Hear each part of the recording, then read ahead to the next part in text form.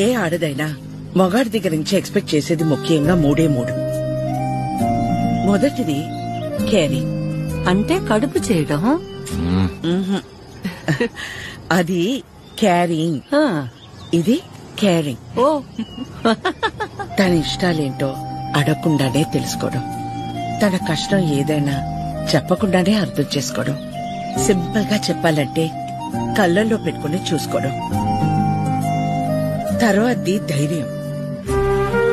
ఎలాంటి పరిస్థితుల్లోనైనా మనల్ని కాపాడగలడు అనే నమ్మకం కలగడం. తను మన పక్కనే ఉంటే ఎలాంటి భయాలు అక్కర్లేదు అనే ధైర్యాన్ని ఇవ్వగలగడం.